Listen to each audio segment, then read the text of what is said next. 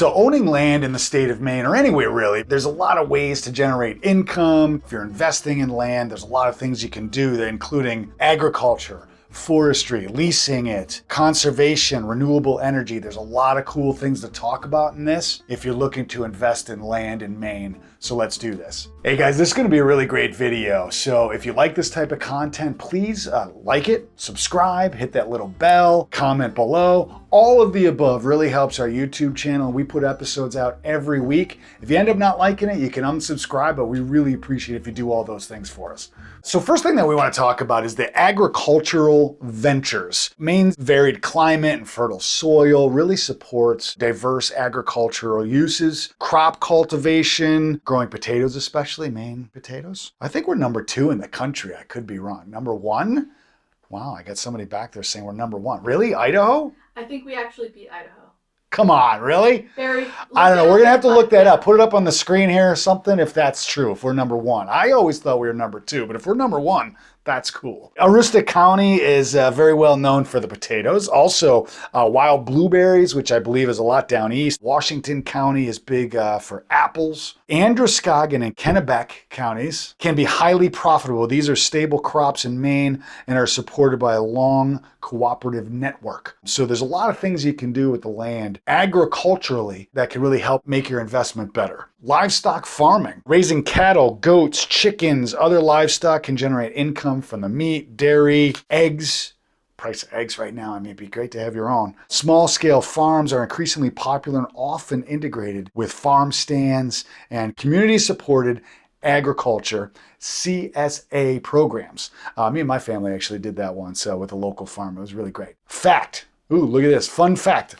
It says right there. According to the University of Maine Cooperative Extension, small-scale diverse farms are growing across the state, offering both economic and educational opportunities. That's fantastic. I do know the University of Maine is really great on that kind of stuff, and so if you're looking to go down that career path, University of Maine might be a college to look at. So the next thing that we want to talk about is timber and forestry management. Nearly 89% of Maine is covered by forest. That's a lot. The most of any U.S. state. So timber management is a tried and true income stream if you're looking to go that route. 89% equals, I believe if our math is right, 17.5 million acres of land covered by forest. That's pretty cool. So sustainable logging, selective harvesting with long-term forest management plans can yield periodic revenue. Forest certification programs like FSC or SFI can improve market access. Fortunately, I don't know what those are, so put them up on the screen. Whatever those acronyms are, just here, boop, boop, boop. Non-timber forest products like maple syrup production, mushroom cultivation, and harvesting medicinal herbs like ginseng.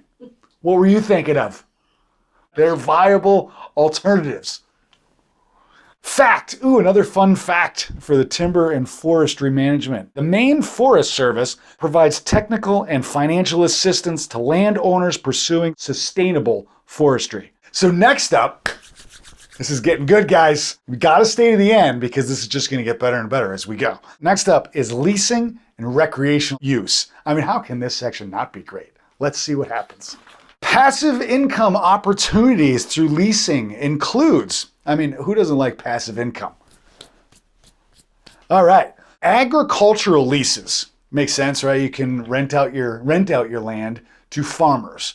This is actually very common. I actually know a lot of people that do this type of thing, especially if they're already farming the land. You can designate an area for others. You can do really well on that. Recreational leases. Maine's vast wildlife and seasonal beauty makes it perfect for leasing access to hunters, anglers, fishing, snowmobilers, and ATV users. Campsite and RV parks. These developments can be highly profitable with relatively low overhead. Because really, I believe like your taxes and the tax on the land, which is typically lower. So anyway, those are some good things. Fact.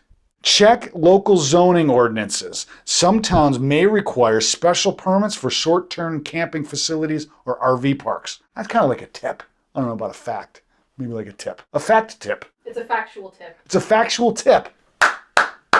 Okay. Tax incentive programs. If you own a lot of land, you might be familiar with some of these, but Maine offers several current use taxation programs reducing property tax for specific uses. Farmland program. So if you are using the land for farm, requires a minimum of 5 contiguous acres used for farming and at least $2,000 in gross farm income. Gross meaning like the total before expenses, not like gross, like, ew, that's gross. $2,000 in gross farm income annually. Land is assessed at a lower agricultural value, so your taxes are less if you're using it for farm. All of that really sums up is if you're using it for farm, less taxes. That's it. Tree growth. This is very popular, and if you've never heard of it, I'll try to explain it. So if you have some land, or a lot of land, because it does require at least 10 acres, so it's a good amount, you can put a certain portion of it or all of it into what they call tree growth, and it reduces the property taxes dramatically. This is a huge savings. There's some things to watch out for, though.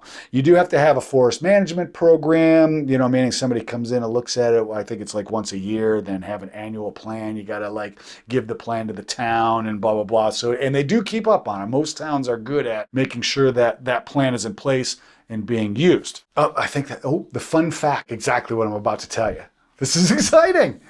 All right, so especially on tree growth, if you have it in tree growth for a very long time, if you want to take it out of tree growth, it can cost a lot.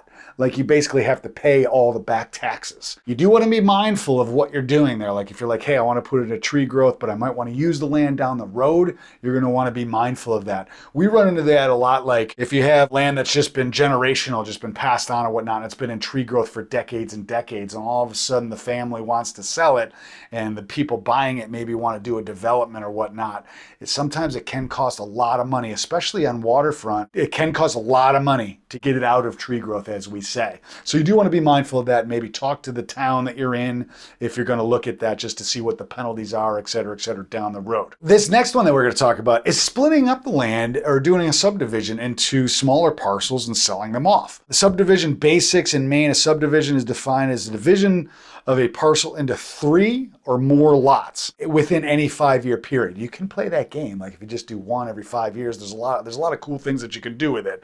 But if you want to do like, a lot, do a big subdivision, most of the subdivision require going in planning board approval, all that kind of stuff. It's a process. You're going to want to be ready for that. Maybe contact a professional like a realtor or a surveyor or both.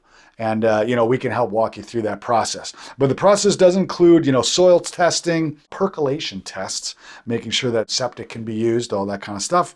Survey, and boundary marking is going to be needed. Road access, utility planning, stormwater management, public hearings, and community input. A lot goes into this process. And you're going to want to talk to whatever town you're in if you're looking at doing that, because it can vary on what's required to do a subdivision in that particular town. There are state requirements and they have to live by that, but some towns put a lot more on there. And, it's definitely something that you're going to want to be mindful of and look at all the costs of what you got to do. Ooh, this says pro tip, not fact. Pro tip. Hiring a land use planner, surveyor, or local real estate attorney is essential when subdividing. Done right, this can significantly boost your return on investment. Sure can, actually.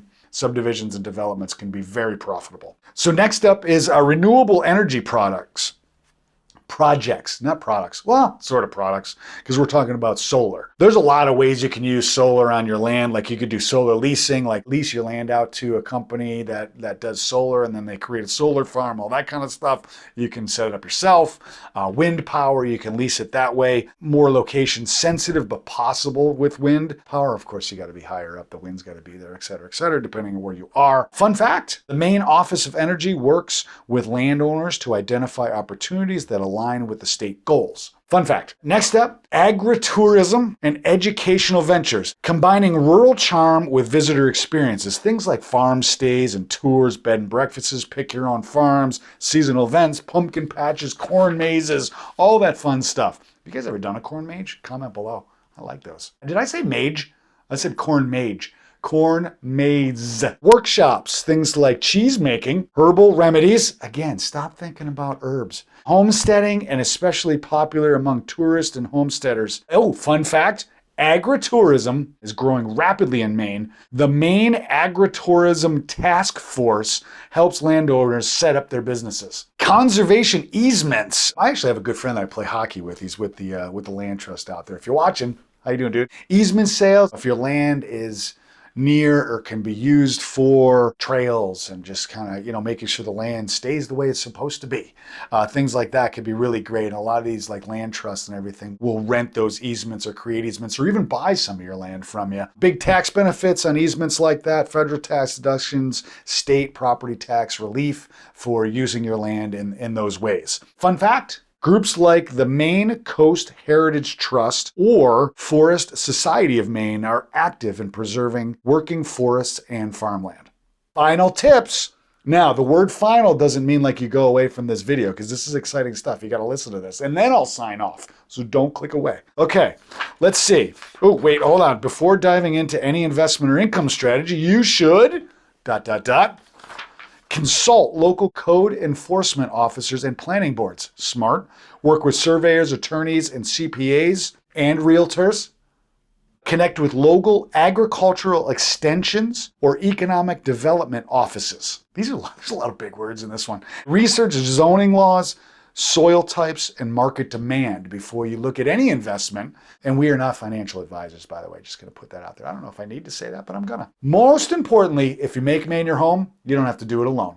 Hey, come here. Hey, YouTube thinks you're going to like one of these videos. So click on it and let me know what you think. And remember, come back again soon because we do a video every Friday.